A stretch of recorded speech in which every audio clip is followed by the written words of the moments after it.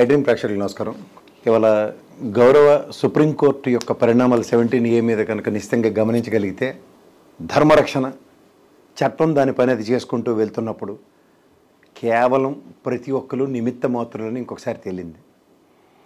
ముఖ్యంగా ఇవాళ 17A ధర్మాసనం ఆ దిశాభ్యాసనంలో ఇద్దరు 17A పట్ల విభేదించిన టోటల్ ప్రొసీడింగ్స్ క్షేత్రస్థాయి నుంచి ఏసీబీ కోర్టు నుంచి కానీ నెక్స్ట్ హైకోర్టు కానీ తీసుకున్న నిర్ణయాలని 100% ఏకీభవించిన ఉదంతాన్ని ఇవాళ కనుక గమనించగలిగితే వీళ్ళందరూ ఏదో భౌగోళిశాలలో యాంటిసిపేట్ చేస్తున్నట్టు త్రిసభ్యాసనం అన్నది కేవలం నామ మాత్రమే. ఎందుకంటే ప్రశాంత్ భూషణ్ గారికి సంబంధించిన ఈ 17A కేసులో ఆల్రెడీ 5 సభ్యుల ఇంక్లూడింగ్ చీఫ్ జస్టిస్ గారితో చంద్రచూడ్ గారితో సైతం బెంచ్ కాన్స్టిట్యూట్ అయ్యి ఉంది.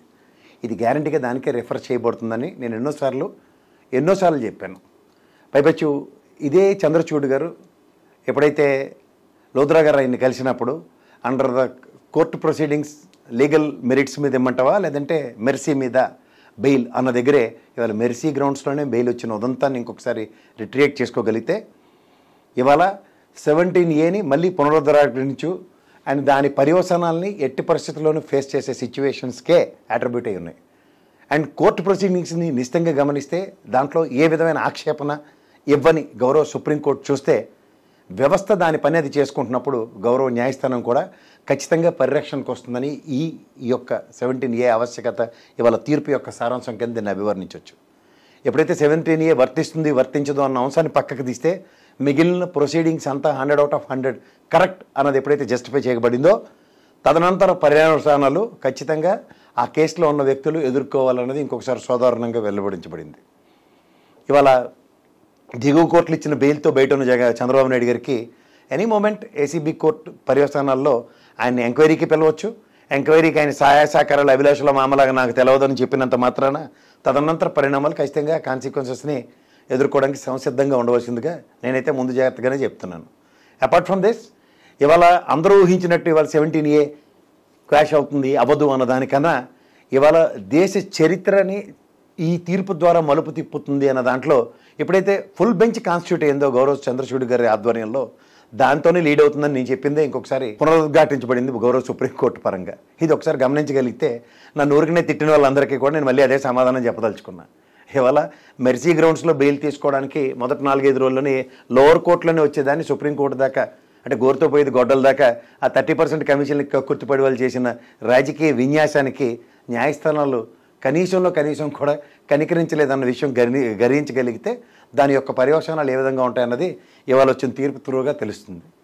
ఇవాళ ఇది ఎలక్షన్స్కి ఒక పార్టీకి లీడ్ అవుతుంది ఇంకొక పార్టీకి లీడ్ అవుతుంది అన్న దాంట్లో వ్యవస్థ దాని పనిది చేసుకున్నప్పుడు ఆ వ్యవస్థే దాన్ని పరిరక్షిస్తుంది. గౌరవ వ్యవస్థల మీద గౌరవ న్యాయస్థానం మీద ప్రతి ఒక్కరికి గౌరవం ఉండి తీరాలన్నది ఇవాళ యొక్క సారాంశం కింద నేను అభివర్ణిస్తాను. దీన్ని కేవలం రాజకీయాలకు ఆపాదించుకుంటూ వైఎస్ఆర్సీపీ వెంజంటా పాలిటిక్స్ తెలుగుదేశం ఇవాళ 17A విషయంలో కాంకర్ చేసేసింది అన్న విషయం సెలబ్రేషన్ మోడు ఇవన్నీ మాట్లాడుతున్న వాళ్ళకి నేను ఖచ్చితంగా ఒక విషయం చెప్పగలుగుతాను. కింద కోర్టులో ప్రొసీడింగ్స్ని హైకోర్టులో జరిగిన బెయిల్ పర్యవసానాలని ఎక్కడ కూడా సుప్రీంకోర్టు ఒక్క ఇంచులో కూడా తప్పు అని ఎప్పుడైతే దాన్ని ఉటంకించి చెప్పలేదో దీని సారాంశం దీని పర్యవసానాలు ఖచ్చితంగా విపరీతంగా ఉండబోతున్నాయి. ఇది బిఫోర్ ఎలక్షన్స్ ఆఫ్టర్ ఎలక్షన్స్ అన్నవి 17Aలోంచి చంద్రబాబు నాయుడు గారు తప్పించుకోలేకపోయారు అన్న ధర్మసూత్రానికి మాత్రం కట్టుబడి ఉన్నారన్నది ఖచ్చితంగా తెలుస్తుంది. దీంట్లో రాజకీయ ప్రభావాల గురించి ఆలోచిస్తూ రాజకీయ అడ్వాంటేజెస్ గురించి మాట్లాడుతున్నప్పుడు నిన్నటిదాకా ఈ భౌగోళిశాలలో చెప్పింది ఏంటి వైఎస్ఆర్సీపీ ప్రభుత్వం వెంజంటా పాలిటిక్స్కి తెరలేపింది అన్నది. ఆ విషయంలో ఇవాళ గౌరవ సుప్రీంకోర్టు ఇచ్చిన తీర్పు పర్యవసానం కనుక నిశ్చితంగా గమనించగలిగితే ఇవాళ గౌరవ లోవర్ కోర్టులోనూ ఆ శ్రీదేవి మేడం మీద ఆపాదించిన విషయాలను అన్నింటినీ పునరుద్ఘాటించి చూసుకుంటే రాష్ట్రపతి గారు అనే వ్యవస్థ రాష్ట్రపతి కార్యాలయం ప్రతిస్పందించిన ఉదంతం చూసుకుంటే ఇవాళ గౌరవ సుప్రీంకోర్టు కూడా ప్రతిస్పందించిన విధానం చూస్తే ఇందులో ఎక్కడ ప్రభుత్వానికి కానీ అండ్ వ్యవస్థలకు కానీ ఎక్కడైనా ఒక పెద్ద లైన్ గీయబడిందా అన్న విషయంలో చూస్తే ఖచ్చితంగా లైన్ గీయబడి ఉంది. వ్యవస్థ దాని పని అది చేసుకుంటున్నప్పుడు గౌరవ న్యాయస్థానం వాటి రక్షణకు వస్తుందన్న విషయం ఇంకొకసారి ఓటంకించి చెప్పబడింది. ఇందులో కేవలం ప్రభుత్వం వెంజంటా పాలిటిక్స్ తీసుకుందని ఆ భౌగోళిశాలను చెప్పింది మాత్రం ఖచ్చితంగా వాస్తవ విరుద్ధం, అది అబద్ధం అన్నది ఇంకొకసారి తేటతెల్లమైంది.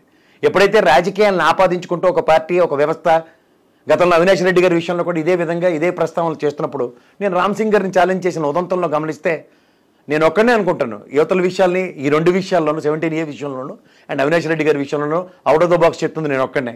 సో దీంట్లో కనుక మిస్టర్ నిశ్చితంగా గమనించగలిగితే ధర్మం పట్ల వ్యవస్థలు ఉన్నాయన్నది ఇంకోసారి నిరూపించబడింది.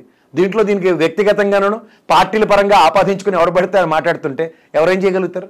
వ్యవస్థ చేస్తున్న పనుల్ని గౌరవ న్యాయస్థానం దానికి టాపప్ చేస్తున్న విధానాన్ని నిశ్చితంగా గమనించగలిగితే దాని సారాంశం కొట్టొచ్చినట్టు కనబడుతుంది. దీన్ని వదిలేసి ఎంతసేపు రాజకీయ ప్రయోజనాలు ఒక పార్టీకి కొమ్ము కాసుకునే విధానాలకి తెరలేపుతున్నప్పుడు దాని పర్యవచనాలు ఏ విధంగా ఉంటాయి? మీరు నెత్తినూరు కొట్టుకుని ఏడిచారు, ఆయన ఎక్కడ పడితే అక్కడ ప్రెస్ మీట్లు పెట్టారు పొన్నవాళ్ళ సుధాకర్ గారు అని. ఇవాళ దాని విషయానికి సంబంధించిన ఒక్క అంశం కూడా దీంట్లో ముడిపెట్టి మాట్లాడలేదు కదా. సంయమనం పాటిస్తున్న వ్యవస్థల్ని, సంయమనంతో వ్యవస్థను తన పని తను చేసుకుంటున్న ఉదంతాల్లో ఎక్కడ ఈ వ్యవస్థను పనిచేయనిస్తున్నారు మీరు ఒకసారి ఆలోచించుకోండి. అందుకే జగన్మోహన్ రెడ్డి గారు నిశ్చితంగా చెప్తున్నారు ఈ భౌగోళిక ఛానల్ పట్ల.